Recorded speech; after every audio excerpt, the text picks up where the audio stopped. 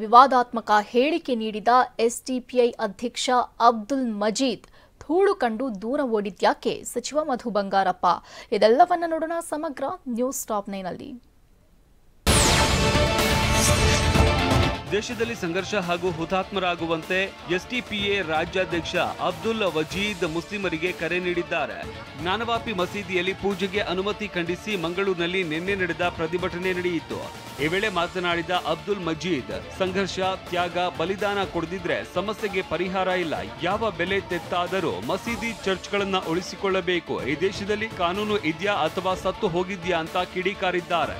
ಇವತ್ತು ಈ ದೇಶದ ಸ್ವಾತಂತ್ರ್ಯವನ್ನು ಉಳಿಸಿಕೊಳ್ಳಲಿಕ್ಕೆ, ಈ ದೇಶದ ಪ್ರಜಾತಂತ್ರವನ್ನು ಉಳಿಸಲಿಕ್ಕೆ ನಾವು ಕೂಡ ಸಂಘರ್ಷವನ್ನ ಮಾಡಬೇಕು.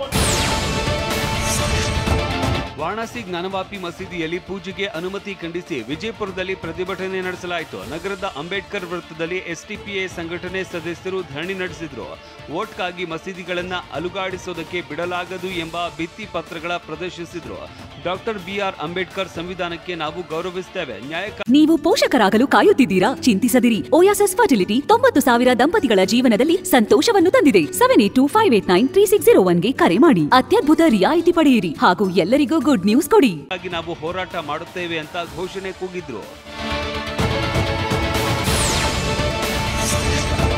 ಹಳ್ಳಿದೂಳಿಗೆ ಶಿಕ್ಷಣ ಸಚಿವ ಮಧು ಬಂಗಾರಪ್ಪ ಹೆದರಿದ್ದಾರೆ. ನೆನೆ ಶಿವಮೊಗ್ಗ ತಾಲೂಕಿನ ಪುರದಾಳು ಗ್ರಾಮಕ್ಕೆ ಭೇಟಿ ನೀಡಿದ್ರು. ಈ ವೇಳೆ ಬಾರೆಹಳ್ಳ ಜಲಾಶಯ ವೀಕ್ಷಿಸಿದ್ರು. ಆಗ ಮಾಧ್ಯಮ ಪ್ರತಿನಿಧಿಗಳ ಪ್ರಶ್ನೆಗೆ ಉತ್ತರಿಸದೆ ಇಲ್ಲಿ ಡಸ್ಟ್ ಇದೆ, ಪ್ರತಿಕ್ರಿಯಿಸೋದಕ್ಕೆ ಆಗಲ್ಲ ಅಂತ ಮುಂದೆ ನಡೆದಿದ್ದಾರೆ. ನನ್ನ ಆರೋಗ್ಯ ಸರಿಯಿಲ್ಲ, ನನಗೆ ಧೂಳು ಆಗೋದಿಲ್ಲ ಅಂತ ಸಚಿವರು ಹೇಳಿದ್ದಾರೆ.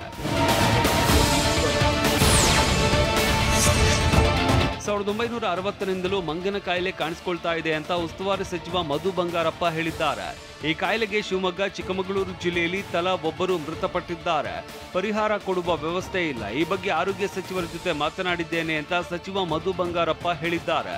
ಸಾರ್ವಜನಿಕರು ಕೂಡ ಸರಿಯಾದ ಸಮಯಕ್ಕೆ ಚಿಕಿತ್ಸೆ ಪಡೆಯಬೇಕು. ಯಾವುದೇ ಸಂದರ್ಭದಲ್ಲಿ ಏನೇ ಮಾರ್ಗಸೂಚಿ ಇದ್ದರೂ ಪಾಲಿಸಬೇಕು ಅಂತ ಸಲಹೆ ನೀಡಿದ್ದಾರೆ.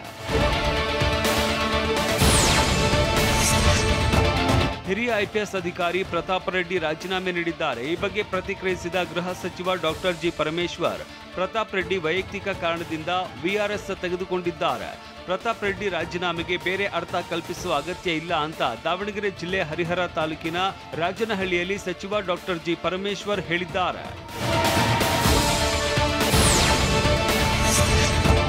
ರಾಜ್ಯದ ಯಾವುದಾದರೂ ವಿವಿಗೆ ಮಹರ್ಷಿ ವಾಲ್ಮೀಕಿ ಹೆಸರಿಡಬೇಕು ಅಂತ ರಾಜನಹಳ್ಳಿ ವಾಲ್ಮೀಕಿ ಗುರುಪೀಠದ ಸ್ವಾಮೀಜಿ ಆಗ್ರಹಿಸಿದ್ದಾರೆ. ದೇಶದಾದ್ಯಂತ ಪರಿಶಿಷ್ಟ ಜಾತಿ, ಪರಿಶಿಷ್ಟ ವರ್ಗದವರು ಇದ್ದಾರೆ. ಮುಖ್ಯವಾಗಿ ಎಸ್ಸಿ ಎಸ್ಟಿ ಬ್ಯಾಕ್ಲಾಗ್ ಹುದ್ದೆ ಭರ್ತಿ ಮಾಡಬೇಕು. ಬೆಂಗಳೂರಿನಲ್ಲಿ ವಾಲ್ಮೀಕಿ ಸ್ವಾಮೀಜಿ ನಿರಂತರ ಹೋರಾಟದಿಂದ ಮೀಸಲಾತಿ ಹೆಚ್ಚಿಸಿದ್ರು. ಕರ್ನಾಟಕದಲ್ಲಿ ಎಸ್ಸಿ ಎಸ್ಟಿ ಮೀಸಲಾತಿ ಪ್ರಮಾಣ 24%ಗೆ ಹೆಚ್ಚಿಸಲಾಗಿದೆ ಅಂತಂದ್ರು.